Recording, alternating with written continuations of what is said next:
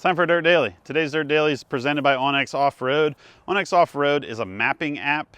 They have a hunting version, onX Hunt, and the onX Off-Road version is a great app. It shows you a bunch of off-road trails. And today's episode of Dirt Daily, I'm going to work on the Land Cruiser. The Land Cruiser is this like mid-90s FZJ80 that I bought about a year ago. It's kind of a pile. It's the 300,000 mile pile. And it's kind of an ugly truck. I mean, the paint is faded, the tires are garbage, the dash is all cracked, the interior is all torn apart because I thought I would clean the carpet and it's just garbage. And then it just kind of sat here, and I've been doing other stuff, and I really like this truck. I like it because it's so ugly. The thing has over 300,000 miles. It really needs a lot of work, but I've been getting excited recently because I've seen some other cool Land Cruisers out there of this era. The guys from GFC, Go Fast Campers, they have one that's like, it has hardly any lift and 40-inch tires, and it's like this really cool kind of red color, and they've been doing some cool posts with it on their social media. Also, my buddy Dirthead Dave is actually building one right now. It's the Lexus version, so it's a little bit fancier.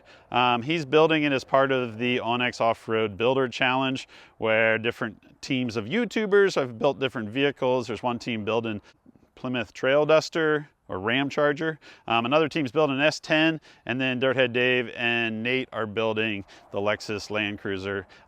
I am really rooting for the guys building the S10 because I think it's kind of a ugly old truck, but what's cool is that the one that Dave is working on is bright orange, and I have kind of a soft spot for stuff that's bright orange, even though I don't actually own anything that's bright orange. But enough about that. Let's get the Land Cruiser in the shop and see what we're going to do to it today, because I got a bunch of stuff I want to do to it, but like I want to put a lift on it, but I haven't gotten tires yet, so I don't know if I'll do the lift and then just have these old bald tires on it.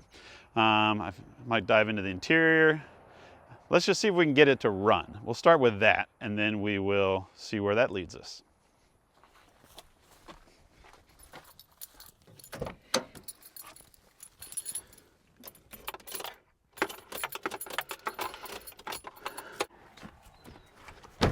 To start, we got to make it start. Let's go find a jumper box.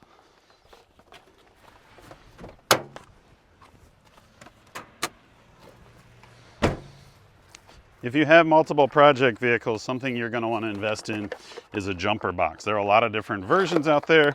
This is your basic auto parts store. And you basically plug this thing in and it charges up. And then when you need a car to start that's been sitting for a while, you can just hook it right up to the battery. This thing has a pretty new battery in it, but I haven't been driving it, and not driving a vehicle is not good for a vehicle. So we'll hook this up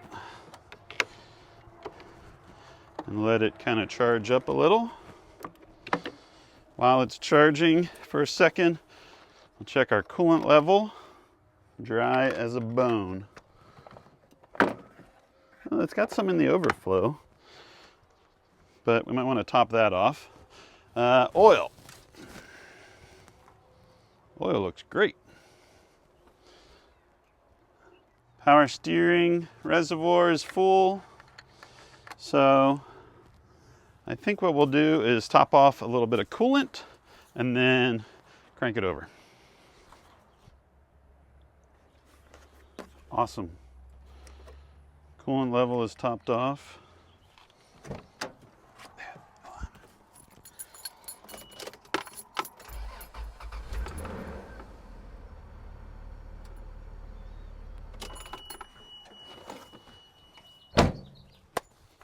Awesome. It's running. I'm gonna let the battery charger charge it for a little bit. I think today's project is not gonna be to actually work on it, but to get it ready to work on for a future. So what I did was, I grabbed a can of engine degreaser. I'm gonna hose down the engine bay, I'm gonna hose down the axles, the suspension, basically anything that I think I'm gonna touch in the future, I'm gonna spray down with this stuff and just let it soak. And then I'm gonna drive it over to a spot where I can pressure wash it. I've got an old pressure washer, and I'm going to start just hosing off all the grime. You have a truck that's got 300,000 miles on it, they get filthy. Not even from like off-roading, just from daily driving. Things start to leak a little bit, picks up road grime. So I think if the more I can spray it down and pressure wash it, the easier it'll be to work on in the future. I'll be able to see where the leaks are coming from, and I'll also be able to work on stuff without it just being a big, greasy, slimy mess, which it'll be a big, greasy, slimy mess, but this might be a little bit less of one.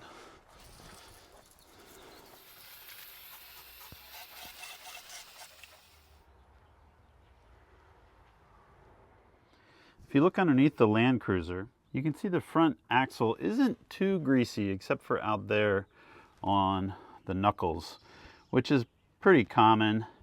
These closed knuckle systems, they have seals that seal the grease in, and over time, especially with a lot of high mileage, that those seals can start leaking.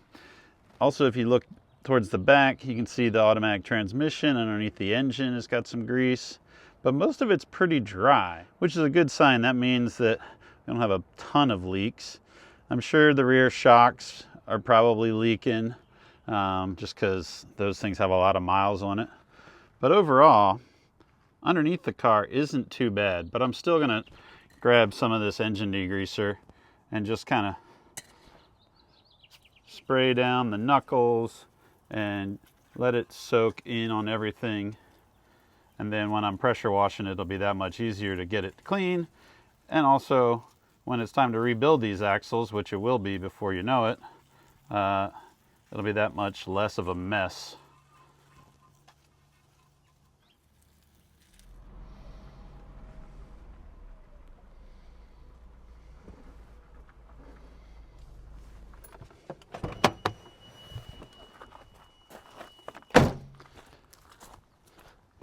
Speaking of cool Land Cruisers, I saw another one. It was built by somebody, I think in Australia, where they deleted the back door and all the back windows and they made it into a panel truck. In fact, I'm gonna find a picture of it and post it so that you guys can see it, because it was really cool. I love the idea of a panel truck because nobody makes a panel truck anymore out of an SUV. I think the last panel truck that I've seen would have been like the Chevy HHR hot rod looking thing.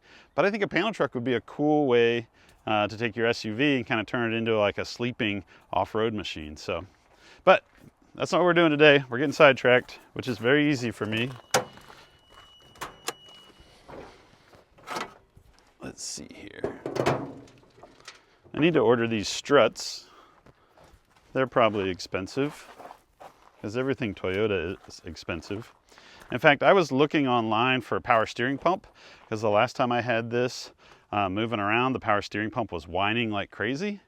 And first I went to my buddies at Sioux Off-Road. They specialize in Land Cruisers. In fact, they're doing like late model stuff, 200 series, the new Lexus version. And they were like, well, we can get you a factory Toyota power steering pump, brand new for this. And $400. But everybody online that's a Toyota guy is like, oh, you gotta get factory. You can't get an aftermarket one. You gotta get factory. And then you can get a rebuild kit, which is about, I don't know, I think 40 or 50 bucks.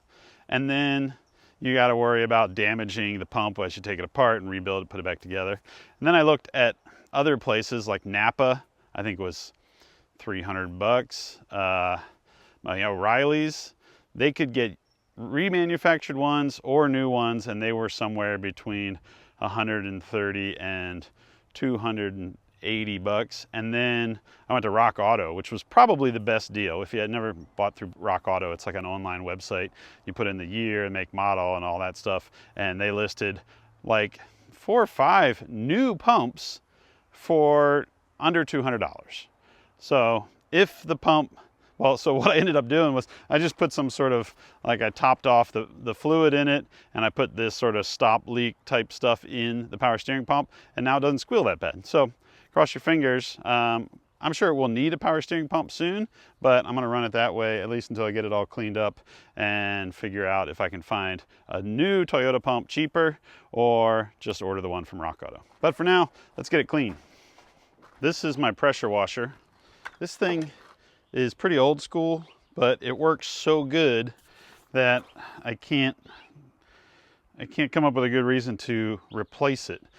This is made by Sioux.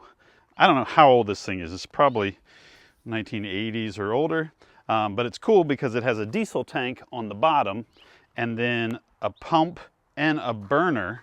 So this whole section in the back is a burner, and there's tubes inside there that the water runs up in. So I turn on the hose. This old RCI fuel cell that was never used holds water, and then the water goes down into the pump. The pump runs the water through all these coils so that it gets hot, and then it comes out through the pressure gun, and there's no trigger. The thing just starts blasting, and then you got to just like run it through. And the whole idea is that as the water gets hotter, it cuts through all the grease better. There should be a way to set it to run steam, but this thing is so old that every time I use it, I just hope that it will work again the next time, because to replace this with a new system or a new machine is probably a couple grand, and I got this thing used and it's pretty ratty, but I've had great luck with it every time I get the thing to run and work. But it's been sitting all winter long, so this is the first time I'm going to use it, and hopefully it will fire up. So let's see what it'll do. First step is I turn on the hose.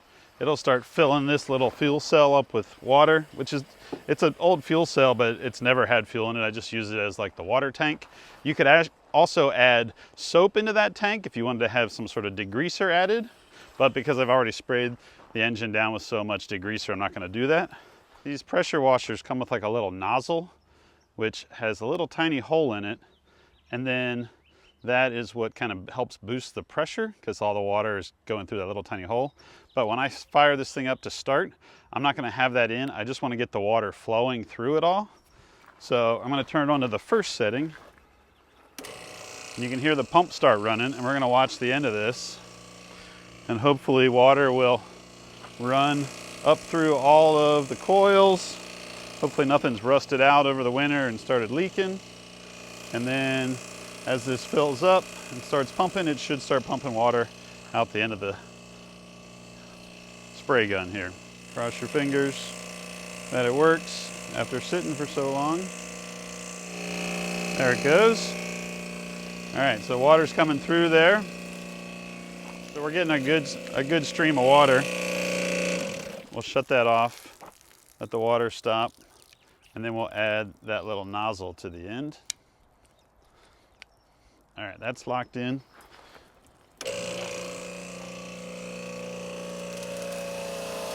So that's the type of stream you're gonna get. And then you click it one more turn, and you can hear the burner kick on. It's burning diesel fuel. I can feel the heat already. So this will start to get really hot. And when this thing is really hot, you don't want to touch that right there. That'll burn you. So I'm going to concentrate on the engine block itself and on the axles and not on all the electrical components. But this will be a good way to get everything clean and start preparing it so I can actually do some real work to this thing.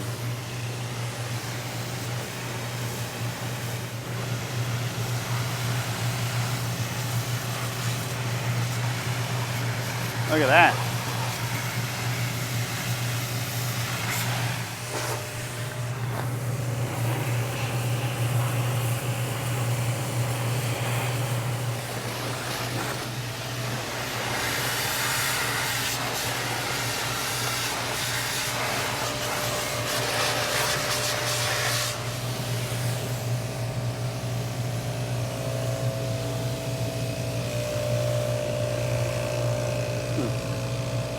This is going to come out because it's kind of falling apart, and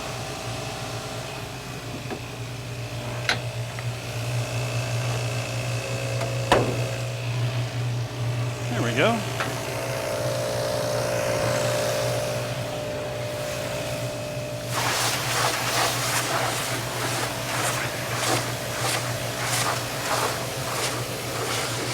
thing makes such a big difference by having hot water and all the degreaser.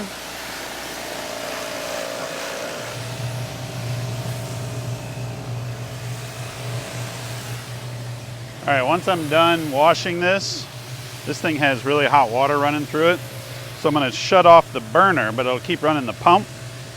And then it'll cool down all of the coils in the pressure washer. It'll cool down all the gun and everything. And then once everything's cool, then I'll shut it off completely.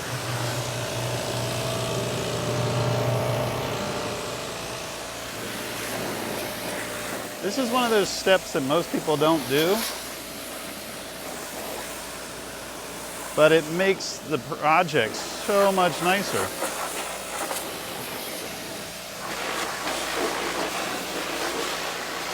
I got rid of all that old insulation that was falling down.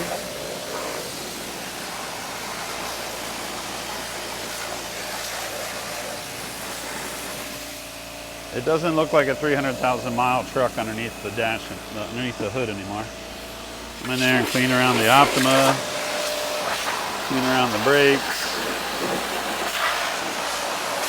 all the ABS junk. Try not to spend too much time blasting straight at the distributor or the power steering pump.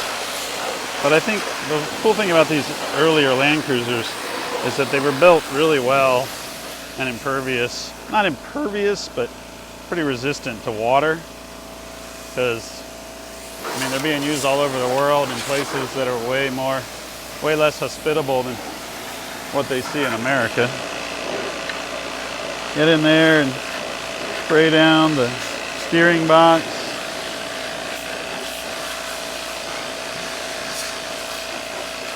Get everything nice and clean so that when I'm finally driving this thing, if there's a leak, I can see where it's coming from instead of just being everything covered in grease the way it had been.